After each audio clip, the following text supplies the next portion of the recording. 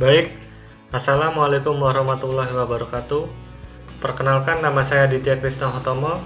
Saya dari jurusan Teknik Mesin Universitas Jember. Pada kali ini saya akan membahas tentang Microsoft Access. Di dalam video lesson pertama yang akan kita bahas yaitu pengenalan dasar dari Microsoft Access. Oke, kita lanjutkan. Saya ucapkan selamat datang di Microsoft Office, lebih tepatnya pada Microsoft Access. Sebelum mempelajari Microsoft Access lebih lanjut, ada baiknya kita mengenal tentang dasar dari Microsoft Access. Database. Database merupakan kumpulan sekelompok data atau arsip yang disimpan dalam media penyimpanan tertentu secara sistematis. Mengapa secara sistematis? Karena data yang tersimpan tersebut tersimpan secara organisir. Maksud organisir yaitu data tersebut berupa kumpulan yang disebut arsip. Jika kita melihat gambar di samping ini adalah salah satu contoh data yang tersimpan sebelum ditemukannya komputer.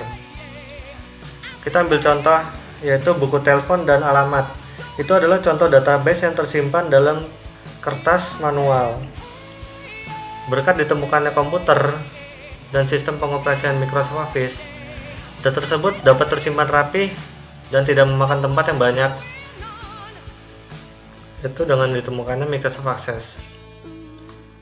Oke, kita lanjutkan.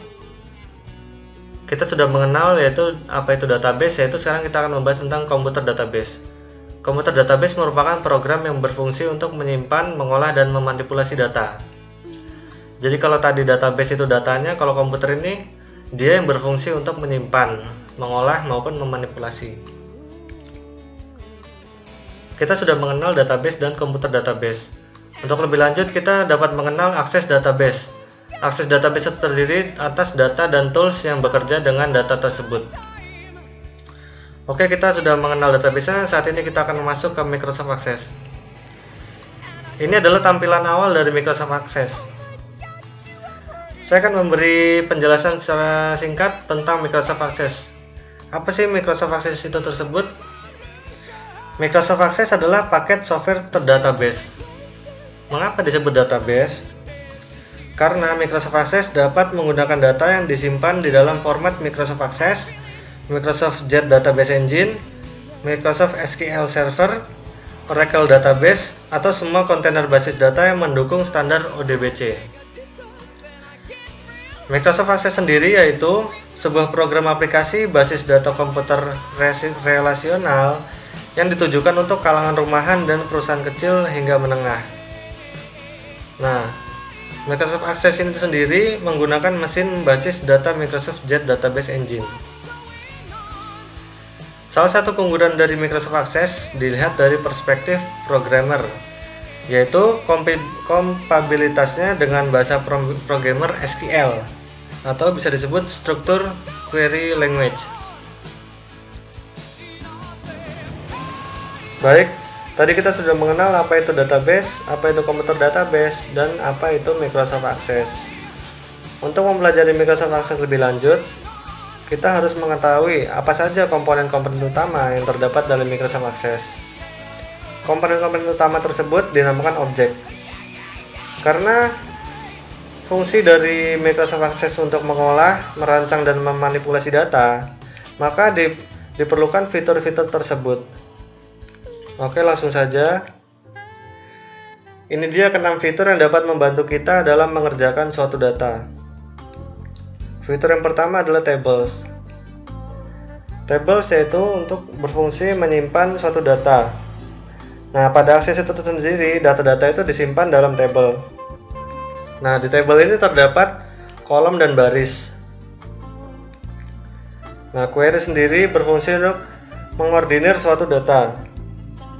Nah, Anda dapat menggunakan query untuk mendapatkan sekumpulan data dari suatu database dengan kriteria tertentu. Fitur ketiga yaitu forms. Form sendiri memungkinkan bagi kita untuk memilih atau membuat format tampilan dari field. Kita juga dapat menggunakan form untuk memasukkan, mengedit, dan menampilkan data. Fitur yang keempat yaitu reports. Dengan reports, kita dapat menampilkan data yang memungkinkan untuk dicetak. Kita juga akan sering menggunakan report untuk menganalisa data atau membuat laporan. Nah, berikut kedua fitur yang terakhir yaitu macros dan modules.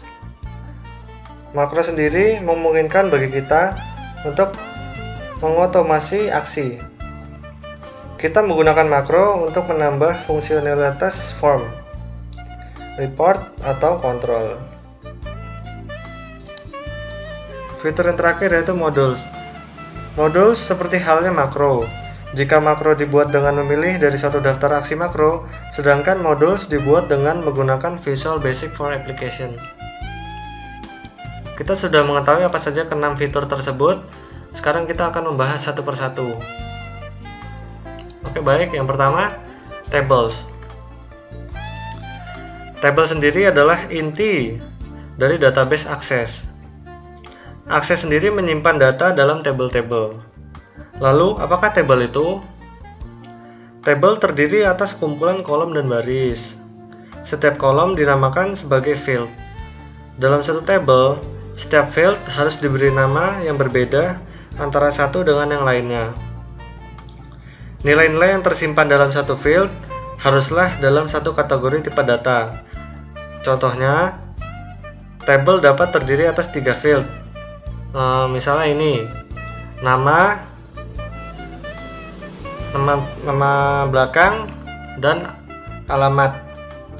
Dengan demikian, table tersebut dikatakan mempunyai 3 kolom. Satu kolom untuk nama, satu kolom untuk nama belakang, dan satu kolom untuk alamat.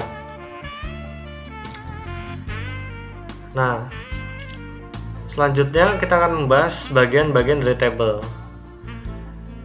Yang ini adalah fields. Fields adalah kolom dari table itu sendiri. Di fields ini akan dibahas yaitu secara spesifik, maksudnya di dalam satu kolom ini itu terdapat satu tema, yaitu kalau di sini terdapat tema nama belakang, berarti ke bawah pasti isi nama belakang semua. Misalnya terdapat dalam alamat, berarti satu kolom tersebut berisi alamat. Berikutnya adalah records. Dalam table, records disebut baris. Kalau tadi fields itu kolom, kalau records itu satuan dari kolom-kolom. Jadi record itu merekam baris yang terdapat dalam kolom. Contohnya ini, customer nomor 4 dengan nama Alan, nama belakang Watson, dan alamat Forestry Service, berikut nomor teleponnya. Fitur yang kedua yaitu queries. Query sendiri adalah fasilitas untuk mengakses data dengan cara yang memungkinkan bagi kita untuk menampilkan data-data dari database dalam bentuk olahan dan atau memanipulasi data dengan alur tertentu. Pada dasarnya, query dijalankan dengan mengetikkan perintah dalam bahasa komputer yang disebut dengan SQL atau disebut Structure Query Language. Namun, akses telah menyediakan fasilitas antarmuka yang memungkinkan bagi kita untuk membuat perintah SQL secara visual tanpa mengetikkan baris kode secara langsung. Jadi, Anda dapat menggunakan query untuk mendapatkan sekumpulan data dari suatu database dengan kriteria tertentu. Yang berikutnya adalah forms. Nah, form sendiri ini berfungsi sebagaimananya kertas formulir. Jadi forms di akses ini diibaratkan formulir. Kita dapat menambahkan, mengedit, dan menjadikan sebagai sumber informasi. Form sendiri merujuk pada data yang tersimpan dalam form. Nah, jika Anda menggunakan form, Anda dapat memilih format, susunan, dan field di mana saja sesukanya. Nah, kelebihan menggunakan form di Microsoft Access yaitu user dapat dipermudah dengan menangkap maksud apa saja yang mesti dimasukkan. Dan user juga dapat membatasi user untuk hanya memanipulasi field-field yang Anda izinkan. Dan Anda sendiri dapat lebih leluasa menyisipkan kode pemrograman Visual Basic for Application untuk menerapkan implementasi yang sama sekali berbeda dengan yang tampak di permukaan, sehingga form Anda tidak secara langsung mempresentasikan suatu tabel seperti halnya form dasar yang telah kita buat tadi. Selanjutnya adalah report. Report jika diartikan dalam bahasa Indonesia yaitu laporan. Nah, report di Microsoft Access ini berfungsi untuk merangkum dan mengolah data sehingga menjadi laporan yang siap cetak atau dipublikasikan ke internet. Kita dapat memasukkan rangkuman data berubah jumlah, total, atau presentasi dalam rincian report. Untuk membuat report, kita dapat melakukan berbagai jenis objek yang kita mau. Baik, fitur yang terakhir yaitu macros and module. Seperti yang dijelaskan sebelumnya, biasanya fitur kelima dan keenam ini digunakan dan dipergunakan oleh professional user. Untuk para pemula dan orang awam biasanya menggunakan fitur table, queries, forms, and reports. Tapi bukannya pemula tidak dapat menggunakan macros and modules. Hanya saja macros dan modules biasanya digunakan oleh professional user.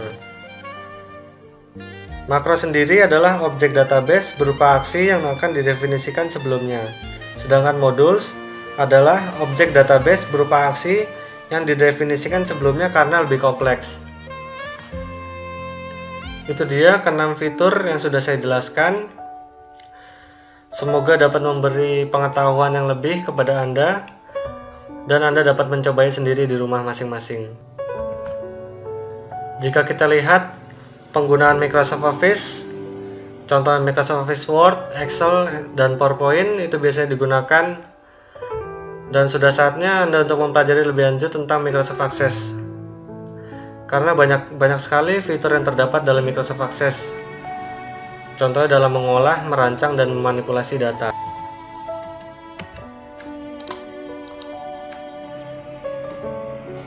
Kurang lebihnya itu saja yang dapat saya sampaikan. Kurang lebihnya mohon maaf. Semoga wacana yang saya berikan dapat memberikan manfaat bagi kita semua. Wassalamualaikum warahmatullahi wabarakatuh.